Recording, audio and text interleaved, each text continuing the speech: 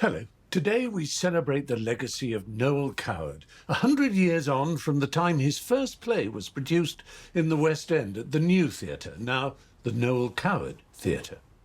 As a founding member with Laurence Olivier and Richard Attenborough of the combined theatrical charities now known as Acting for Others, and as someone whose charity work on both sides of the Atlantic was legendary, it feels very appropriate that this entertainment you are about to see should benefit those on both sides of the Atlantic whose lives have been decimated by the pandemic. The theatre, Noel always said, is an international family of its own. And we have to look after our own like any member of any family would.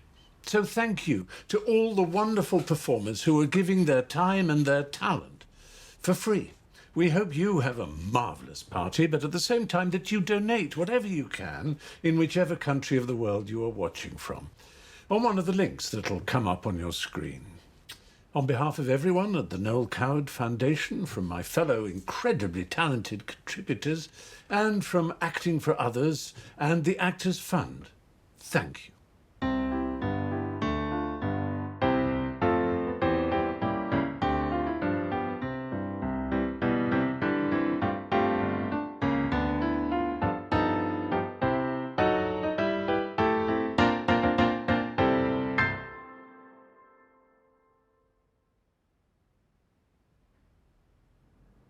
I've got to go out and be social.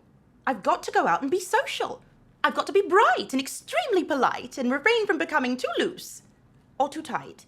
And I mustn't impose conversational blight on the dolt to my left or the fool on my right. I must really be very attractive tonight, as I have to go out and be social. I have to go out and be social. I've got to go out and be social. I've got to forget the Bohemian set and discuss with the flower of Burke and Debrett the fall of the franc and the national debt. I have to regret that the weather is wet. There's so much I can't afford to forget, as I have to go out and be social.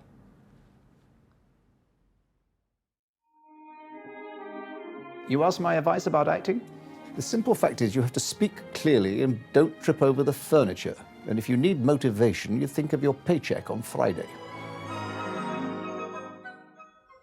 I can remember the months of November and December were filled for me with peculiar joys. So different from those of other boys, for other boys will be counting the days until end of term and holiday times. But I was acting in Christmas plays, while they were taken to pantomimes. I didn't envy their Eton suits, their children's dances and Christmas trees. My life had wonderful substitutes for such conventional treats as these. I didn't envy their country larks, their organised games in panelled halls. While they made snowmen in stately parks, I was counting the curtain calls. I remember the auditions, the nerve-wracking auditions. Darkened auditorium and empty, dusty stage. Little girls in ballet dresses practicing positions. Gentlemen with pince-nez asking you your age.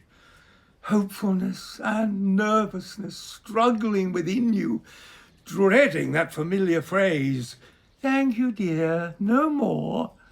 Straining every muscle, every tendon, every sinew to do your dance much better than you'd ever done before. Think of your performance. Never mind the others. Never mind the pianist. Talent must prevail. Never mind the baleful eyes of other children's mothers, glaring from the corners and willing you to fail. I can remember the months of November and December were more significant to me than other months could ever be. For they were the months of high romance, when destiny waited on tiptoe, when every boy actor stood a chance of getting into a Christmas show. Not for me, the dubious heaven of being some prefect's protege. Not for me, the second 11. For me, 2 performances a day. Oh, those first rehearsals. Only very few lines. Rushing home to mother, learning them by heart. Enter left through window. Dots to mark the cue lines. Exit with others. Still, it was a part. Opening performance. Legs a bit unsteady. Dedicated tension, shivers down my spine. Powder, grease, and eye black. Sticks of makeup, ready. Leishner, number 3 and number 5 and number 9. World of strange enchantment. Magic for a small boy dreaming of the future, reaching for the crown. Rigid in the dressing room, listening for the call boy. Overture, beginners! Everybody down! I can remember the months of November and December, although climatically cold and damp, meant more to me than Aladdin's lamp. I see myself having got a job, walking on wings along the Strand, unable whether to laugh or sob, and clutching tightly my mother's hand.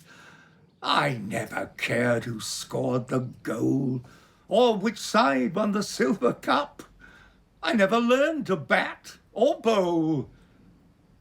But I heard the curtain going up.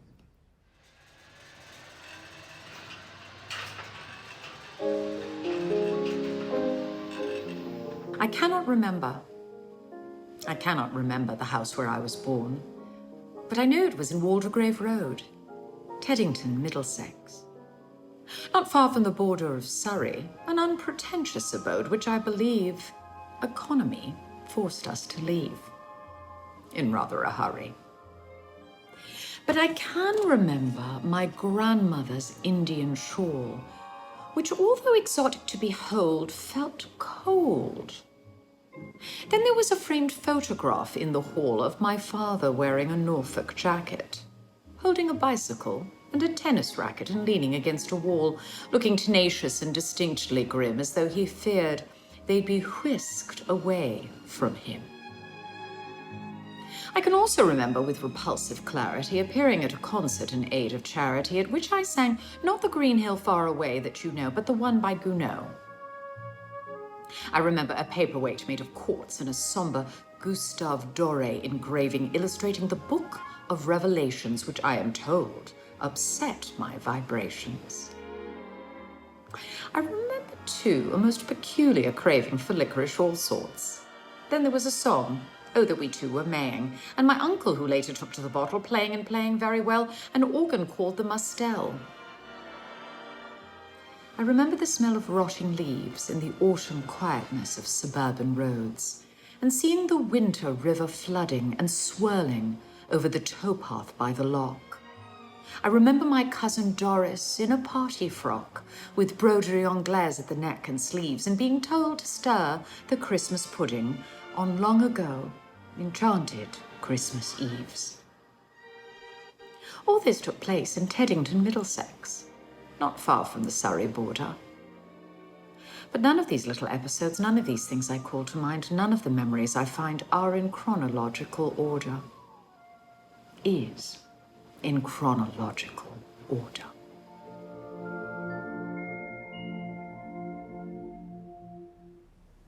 To love and be loved is the most important thing in the world, although it can be very, very painful.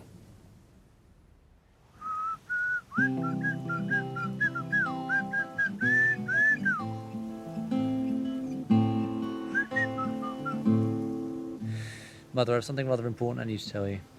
Darling, how thrilling. What is it? I'm engaged to be married. What? Not practically as much as one can be these days. Nicky! Don't look so stricken. But, Nicky, I never sort of visualised you as engaged or married or anything. Why not? You're not old enough. I'm 24. You don't look it, thank God. Look, tell me what you really feel about it, Mother. Well, darling, I hardly know what to say. You've sprung it on me so suddenly. Who is she? There's a girl called Bunty Mannering. What a silly name. It isn't at all. It's very attractive. Was she an actress or a student or what? Neither. She's what is technically termed a lady. Do you think she'll like me? She went mad over your photograph. Which one? Looking out of the window one. That really is one of the very best I've ever had done. She said you had the face of an heroic little boy. What a divine thing to say. You know, she does say divine things. She's supremely intelligent. Is she in Paris? No, she came over with me today. Where does she live? Just around the corner in Carberry Square. Near the Churchingtons. It's her mother's house, but her mother's away just now, so I asked her to change quickly and come on here. Nicky! Why not? I wanted you to see her as soon as possible. Well, it's an awful shock, you know. Nonsense, Mother. You're quite excited about it, really. I shall be charming to her. Well, she'll adore you at once. Probably too much, and I shall be jealous. You better both dine here together and come on to the embassy. How old is she? 23. What does she do? Nothing much. She writes things occasionally. Where did you meet her? First of all, at a party at Olive Lloyd Kennedy's. I can't bear Olive Lloyd Kennedy. She's a cat. And then we met again at Marion Fawcett's frightful sort of reception affair. She was staying with her. She seems to move exclusively among my worst enemies. Is she pretty? I don't know. I haven't really thought about it. Oh, Nicky. I do feel so extraordinary about it, you know. Why extraordinary? Well, it's a milestone, isn't it? You being engaged, a definite milestone. Look at my nose. I do hope she'll like me. I must go. Oh, no, don't go for a minute. No, I must really. Tom will be furious. Oh, damn Oh, Tom. Nicky, don't go and take one of your tiresome prejudices against him. Right, I'll try not to. He's frightfully good looking. God. And he adores music. No, Mother, He don't. does, honestly. Good. And he dances beautifully. Don't know, I shall never stop dancing with him. And he's so good at games. Sounds adorable. Of course, he needs knowing. So do I. You will make an effort, though, darling, won't you? For my sake. Yes, Mother. And we shall all have a divine time together. Tom and me and you and... What's her name? Bunty. Oh, yeah, of course. Bunty. Do you feel wonderful about her? Yes. It is thrilling, isn't it? Being in love. Yes.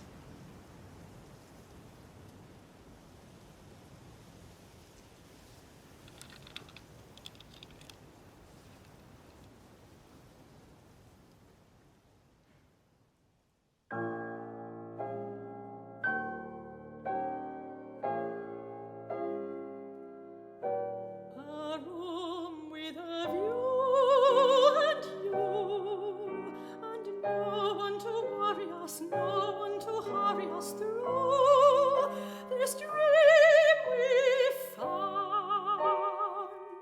We gaze at the sky and try to guess what it's all about, then we will figure out why the world is round.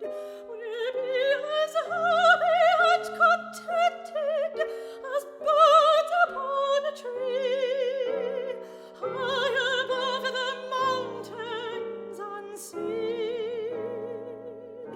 We'll be and we'll cool, and sorrow will never come, or will it ever come true? A room with a view.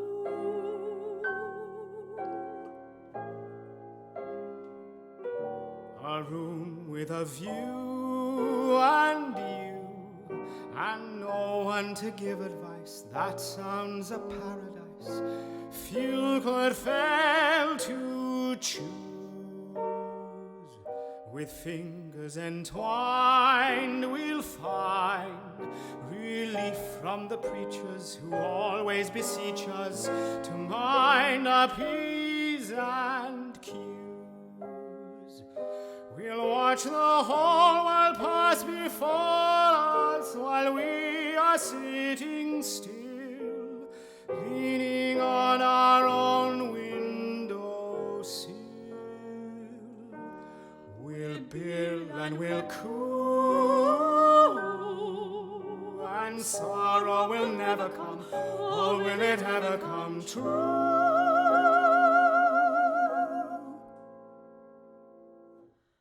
Our room will love you.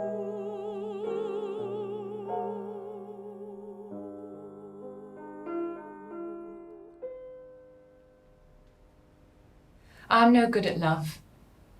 My heart should be wise and free. I kill the unfortunate golden goose, whoever it may be, with over-articulate tenderness and too much intensity. I am no good at love.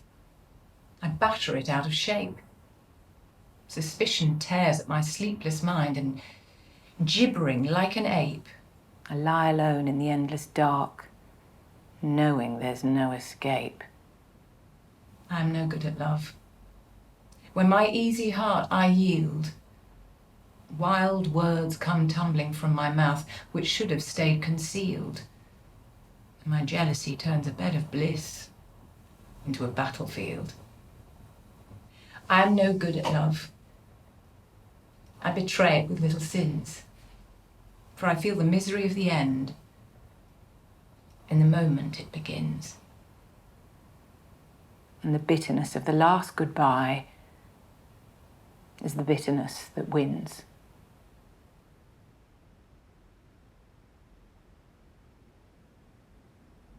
I knew you without enchantment, and for some years we went our usual ways, meeting occasionally, finding no heights nor depths among our days, shedding no tears, ever so often when we felt inclined, lying like lovers in each other's arms, feeling no qualms in our light intimacy. So resolute we were in heart and mind, so steeled against delusion, deaf and blind, to all presentiment, to all enchantment. I knew you without enchantment. It is so strange remembering that phase, those unexacting, uneventful days before the change, before we knew this serio-comic, tragic, most unexpected, overwhelming magic. And today, I cannot think of you without my heart suddenly stopping. Or, in those long gray hours we spent apart, dropping down into desolation like a stone. To be alone no longer means to me clear time and space in which to stretch my mind. I see your face between me and the space I used to find.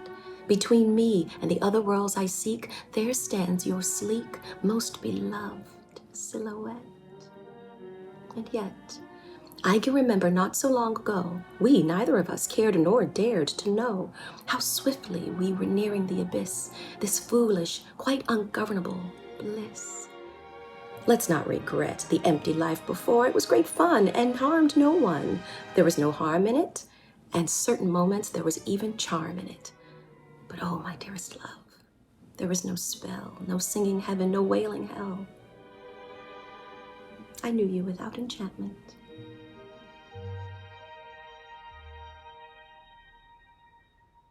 I believe in doing what I can, crying when I must, laughing when I choose.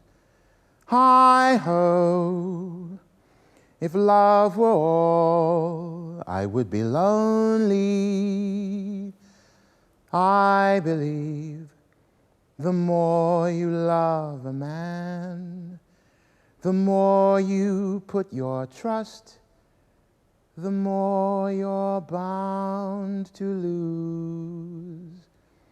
Although, when shadows fall, I wish that only somebody splendid really needed me, someone affectionate and dear. Cares would be ended if I knew that he wanted to hold me near. But I believe that since my life began, the most I've had is just a talent to amuse. Hi-ho,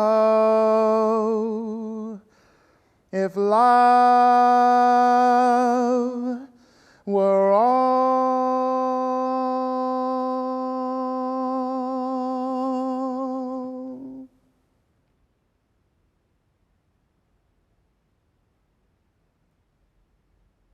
I don't know if everybody knows what a remarkable and wonderful man he was, Noël Coward, raising hundreds and hundreds of pounds for actors' charities. We owe such a lot to him. I once remember going to see Sail Away, one of his plays at the Savoy Theatre, and I was taken round afterwards to meet somebody, and I met Noël Coward coming down the stairs, and he shook hands with me, and I will never forget the smell of his aftershave. I wouldn't wash it off for ages. He was a fantastic man, and we owe a great deal to him for what he did for the theatre. And what we must try and do, because these times are not normal, and everybody needs such help. So we'd be very, very grateful for anything that anybody feels they can donate. We must somehow survive it and somehow come through. And he, of all people, would be the person who would be the most optimistic and say, of course we will come through. Thanks so much. I so admire drama critics. It's incredible. They go to the theatre night after night and know so little about it. I expect you've heard this a million times before, but I absolutely adored your last play. I went 4 times. And now to think that I'm actually talking to you, it's thrilling. Honestly, it is. I mean, it's always thrilling, isn't it, to meet someone really celebrated, someone who really does things. I expect all this is a terrible bore for you. After all, you go everywhere and know everybody. It must be wonderful to go absolutely everywhere and know absolutely everybody. And, oh dear, and then to have to listen to someone like me. I mean, someone absolutely ordinary, just one of your public. No one will believe me that I've actually been talking to the great man himself. It must be wonderful to be so brainy and know all the things that you know. I'm not brainy a bit, neither's my husband. Just plain humdrum, that's what we are. But we do come up to London to see the shows and things. Actually, my husband is quite the critic. Not professionally, of course. What I mean is that he isn't all that easily pleased. He doesn't like everything. Oh no, not by any means. He simply hated that thing at the Haymarket, which everyone went on about. Rubbish, he said, straight out like that. Damn rubbish. I nearly died because there were heaps of people listening. But that's quite typical of him. He just says what he thinks. Oh, and he can't stand any of that highbrow stuff. Do you know what I mean? All these plays about people being miserable and not getting what they want and not even committing suicide, but just being completely wretched. That's why he simply loves all your things. They relax him, and he doesn't need to think. Oh, and he certainly does love a good laugh. Oh, you should have seen him the other night when we went to that film with that, oh, what's her name in it? Oh, I can't remember the title. I thought he'd have a fit. Honestly, I did. You must know the one I mean. The one about the man who comes home and finds his wife has been carrying on with his best friend, and of course, he's furious at first and then decides to teach her a lesson. Well, you must have seen it. Oh, I wish I could remember the name. But that's absolutely typical of me. I've got a head like a sieve. I keep on forgetting things, and as for names, well, I cannot for the life of me remember them. Faces, Yes, I never forget a face because I happen to be naturally observant and always have been since I was a tiny kiddie. Names. Oh dear, I'm quite hopeless. I feel such a fool sometimes. I do. Honestly.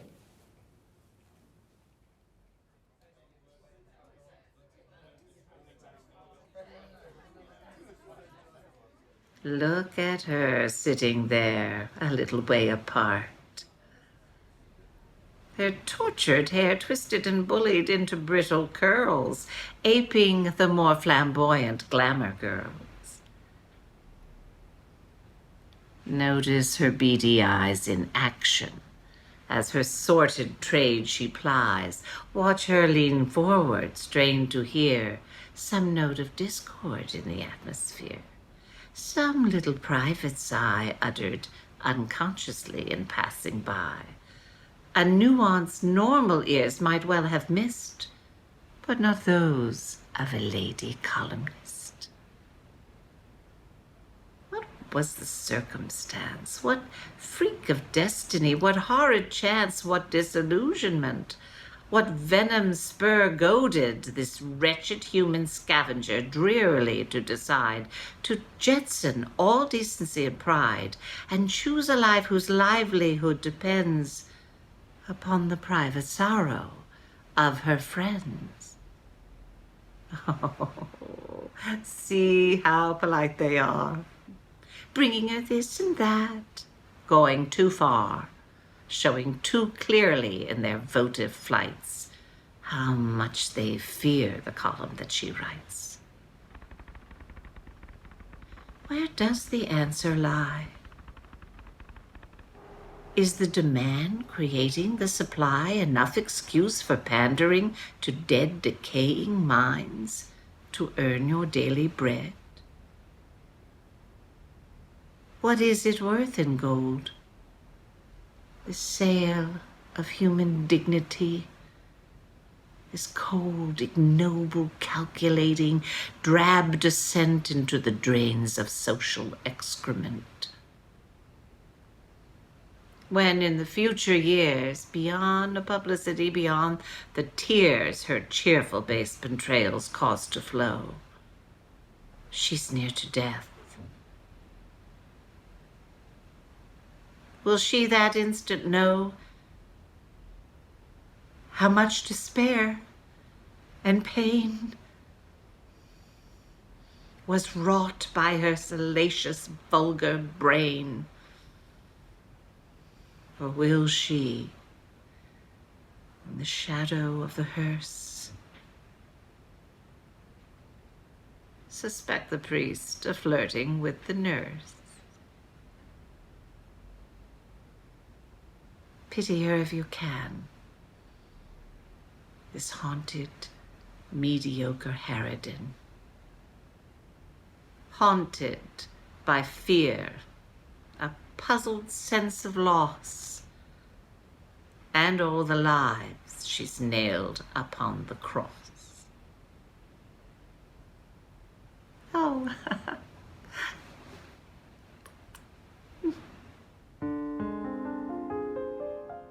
Television is for appearing on, not for looking at. Mrs. Mallory went to a psychiatrist on the advice of Mrs. Silvera, who had been twice divorced and considered herself to be maladjusted. Mrs. Mallory, who had never been divorced at all, considered that she was also maladjusted. Not for any specific reason, really. I mean, nothing you could put your finger on, but a definite feeling of dissatisfaction with life in general and Mr. Mallory in particular.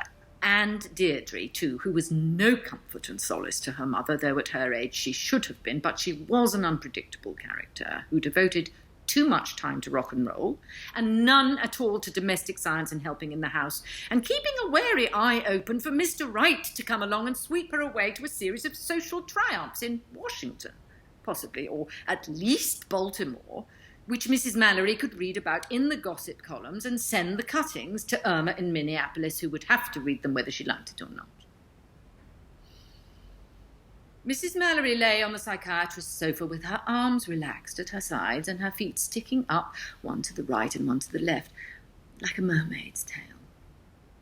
The psychiatrist sat behind her, out of range, and waited politely for her to begin to talk, which she was only too eager to do. After the first shyness had worn off, and he had asked her a few routine questions. But she talked and talked and talked and talked. So much came tumbling out of her, more than she would ever have believed possible. But then, of course, unlike Mrs. Silvera, he didn't interrupt and say things like, "That reminds me of when I went to Atlantic City with my first husband," or, "I feel exactly the same, dear, naturally, but I have to control my feelings on account of being so strictly raised." The psychiatrist didn't seem to be reminded of anything at all. He sat there so quietly that once Mrs. Mallory looked around to see if he had dropped off, but he hadn't. There he was, scribbling away on a pad and occasionally nodding his head. She told him all about Deirdre. And Mr. Mallory coming home from the Rotarian lunch and taking his pants off on the landing and shouting, "Everything I have is yours, you're part of me," so loudly that Beulah had come out of the kitchen and seen him with his lower parts showing and his hat still on. She also told the psychiatrist about the man in the subway who had pressed himself against her from behind and said something that sounded like, "Oh, oh," which was the one thing she had never told Mrs. Silvera, perhaps on account of her having been so strictly raised. She told him as well about the extraordinary dream she had had on the night following the Biedermeyers' anniversary party, but when she was in the middle of it, before she had even got to the bit about the horse, he suddenly rose and smiled and said that he hoped to see her next Friday at the same time. She got up from the couch, feeling a little dizzy and aware that her left foot had gone to sleep, but when she stamped at it, it was all right. She felt much better when she got home, and much less maladjusted. And when Mr. Mallory came home from the office, she had put on her new hostess gown, which she had only worn twice, once at the Biedermeyers and the other time at the Palisades Country Club on Christmas Eve. And she had rubbed some Shalimar behind her ears and greeted him with an all-embracing, welcoming smile. But it was none of it any use, really. When dinner was over, they looked at television, as they always did, until it was time to go to bed. Mr. Mallory spent longer in the bathroom than usual, and the Shalimar began to wear off. But when he did come back in his pyjamas, it didn't seem to matter much anyway, because he merely belched and said, "Excuse me," automatically, blew her a perfunctory kiss, and got into his own bed. Later on, after he had read McCall's for a little, he switched off the light. Mrs. Mallory lay in the darkness with her arms relaxed at her sides and her feet up, one to the right and one to the left, like a mermaid's tail. And a tear rolled down her face all the way to her chin.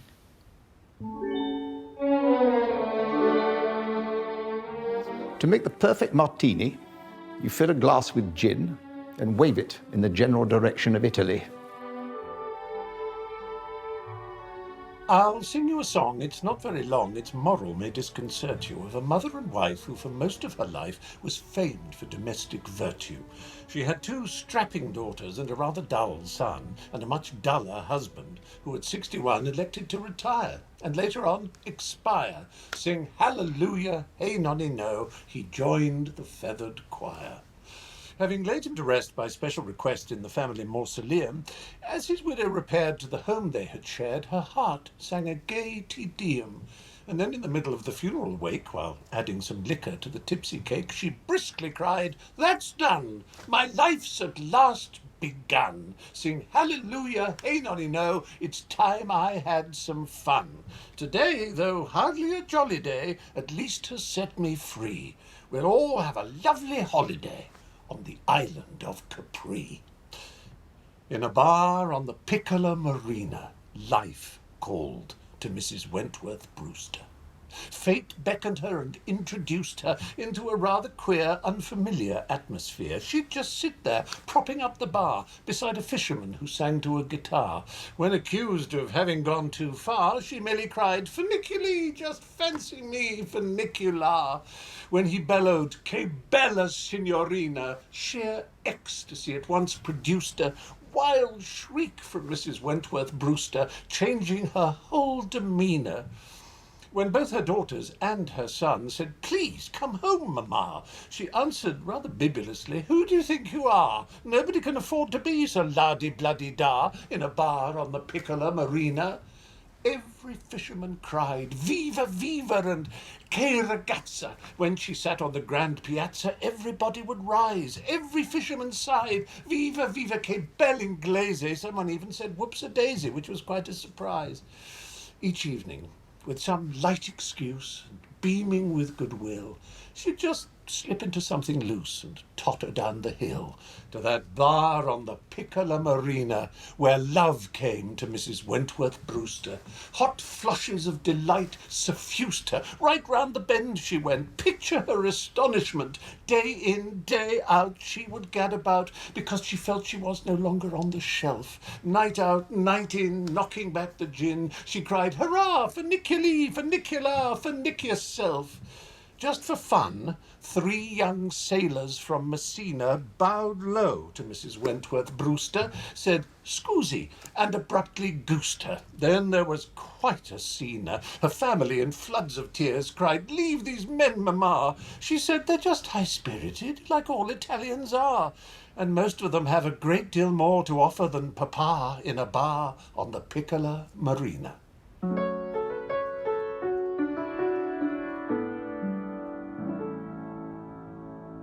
Travel, they say, improves the mind, an irritating platitude, which frankly entre nous is very far from true. Personally, I've yet to find bad longitude and latitude can educate those scores of monumental bores who travel in groups and herds and troops of various breeds and sexes, till the whole world reels to shouts and squeals and the clicking of Rolleiflexes. Why do the wrong people travel, travel, travel, when the right people stay back home?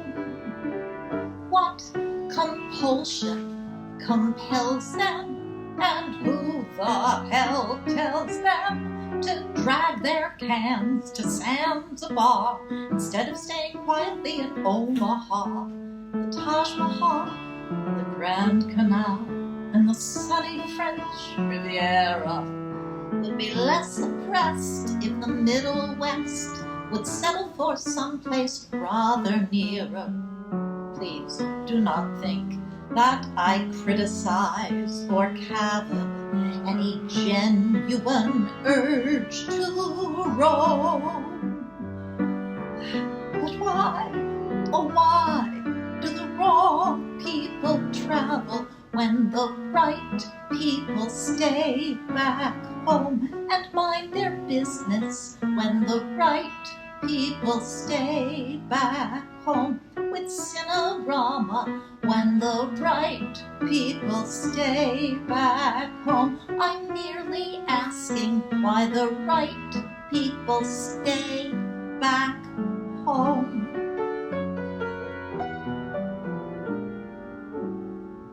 Just when you think romance is ripe, it rather sharply dawns on you that each sweet serenade is for the tourist trade. Any attractive native type resolutely fawns on you will give as his address American Express. There isn't a rock between Bangkok and the beaches of Hispaniola that does not recoil from suntan oil and the gurgle of Coca-Cola. Why do the wrong people travel, travel, travel, when the right people stay back home.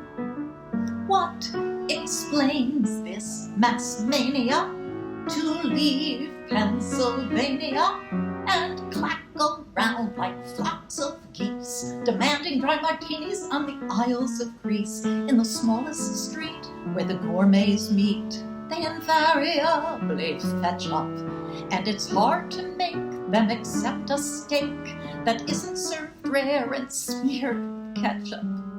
Millions of tourists are churning up the gravel as they gaze at St. Peter's Dome. But why, oh why, do the wrong people travel when the right people stay back home and eat hot donuts when the right people stay back home? With television when the right people stay back home. I sometimes wonder why the right people stay back home.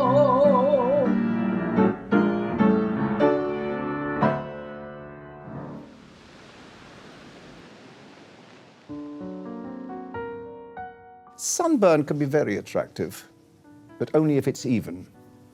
One must be very careful not to look like a mixed grill.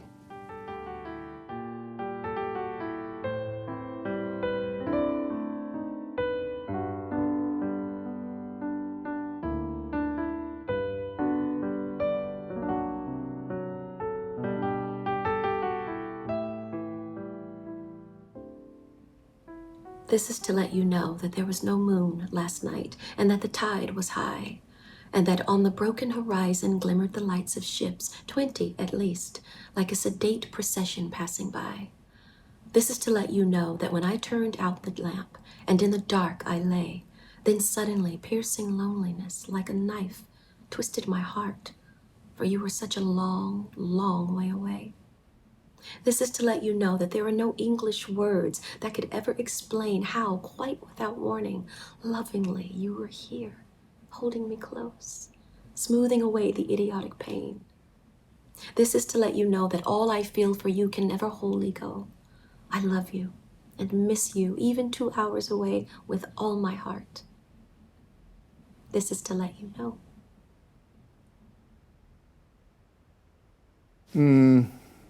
You will know when you're old, when you cease to be amazed.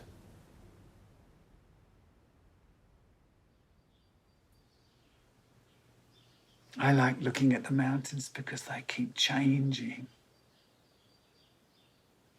If you know what I mean. Not only the colours at different times of the day, but the shapes seem to alter too. I see them first when I wake up in the morning and Sister Dominique pulls up the blind. She's a dear old camp and makes clicking noises with her teeth. The blind rattles up and there they are. The mountains, I mean. There was fresh snow on them this morning. That is on the highest peaks, and they looked very near in the clear air, blue and pink as if someone had painted them. Rather like those pictures you see in frame shops in the King's Road. Bright and a bit common, but pretty. Today was the day when they all came in. Dr. Pierre and Sister Francoise and the other professor with the blue chin and a gleam in his eye. Quite a dish, he is. Hairy wrists, but lovely long slim hands. He was the one who actually did the operation. I could go for him in a big way if I was well enough, but I'm not, and that's that. Nor am I likely to be for a long time. It's going to be a slow business. Dr. Pierre explained it carefully and very, very gently, not at all like his usual manner, which is apt to be a bit offish. While I was listening to him, I looked at the professor's face. He was staring out at the mountains, and I thought he looked sad. Sister Francoise and Sister Dominique stood quite still, except that Sister Francoise was fiddling with her rosary. I got the message all right, but I didn't let on that I did. They think I'm going to die. And as they've had a good deco inside me and I haven't, they probably know. I've thought of all this before, of course, before the operation. Actually, long before, when I was in the other hospital. I don't know yet how I feel about it quite. But then I've had a bit of a bashing up about and I'm tired. It's not going to matter to anyone but me anyway, and I suppose when it does happen, I shan't care what with being dopey and one thing and another. The girls will be sorry. Especially Mavis, but she'll get over it. Ronnie will have a crying jag and get pissed and wish he'd been a bit nicer, but that won't last long either. I know him too well. Poor old Ron. I expect there were faults on both sides. There always are, but he was a little shit. And no two ways about it. Still, I brought it all on myself, so I mustn't complain. It all seems so far away now, anyhow. Nothing seems very near, except the mountains. And they look as if they wanted to move into this room.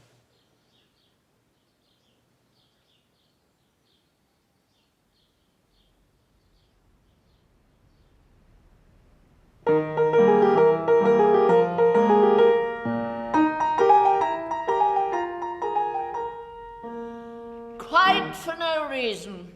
I'm here for the season, and high as a kite. Living in error with Maud at Cap Ferrer, which couldn't be right. Everyone's here and frightfully gay. Nobody cares what people say, though the Riviera seems really much queerer than Rome at its height. Oh, yesterday night, I went to a marvellous party with Nunu and Nada and Nell. It was in the fresh air, and we went as we were, and we stayed as we were, which was hell. Poor Grace started singing at midnight, and didn't stop singing till 4. We knew the excitement was bound to begin when Laura got blind on Dubonnet and gin and scratched her veneer with a Cartier pin. I couldn't have liked it more. Oh, I've been to a marvellous party. I must say the fun was intense. We all had to do what the people we knew would be doing 100 years hence. Dear Cecil arrived wearing armour, some shells and a black feather boa. Poor Millicent wore a surrealist comb, made a bit of mosaic from St. Peter's in Rome.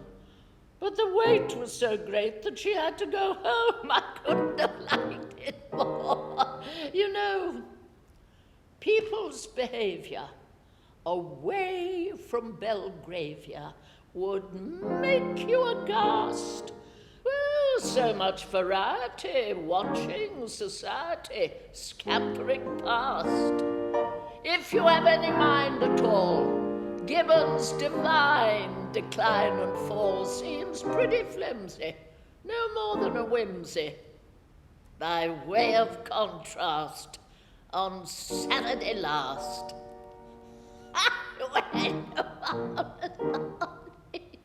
we didn't start dinner till 10, and young Bobby Carr did a stunt at the bar with a lot of extraordinary men. Dear Baba arrived with a turtle, which shattered us all to the core. The Grand Duke was dancing a foxtrot with me, when suddenly Siddle screamed fiddle-dee-dee and ripped off his trousers and jumped into the sea. I couldn't have liked it more. Oh, I've been to a marvellous party. Elise made an entrance with me. Yes, you'd never have guessed from her fisherman's vest that her bust had been whittled away. Poor Lulu got fried on Chianti and talked about esprit de corps. Maurice made a couple of passes at Gus. And Freddie, who hates any kind of a fuss, did half the Big Apple and twisted his truss. I couldn't have liked it more. Oh, I've been... Marvellous! We played the most wonderful game. Maureen disappeared and came back in a beard, and we all had to guess at her name. We talked about growing old gracefully, and Elsie, who's 74, said, A, it's a question of being sincere, and B, if you're supple, there's nothing to fear. Then she swung upside down from a glass chandelier. I couldn't have liked it more.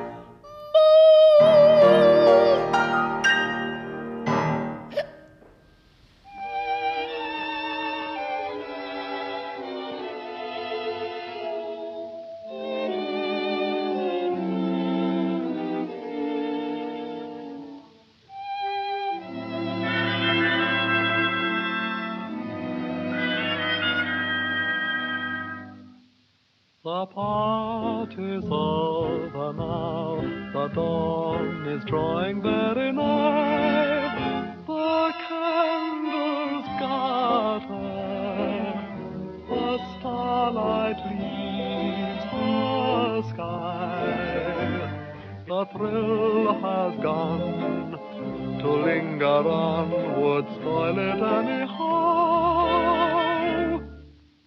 Star quality. I don't know what it is, but I have it. That was very Noel Coward, I thought, actually.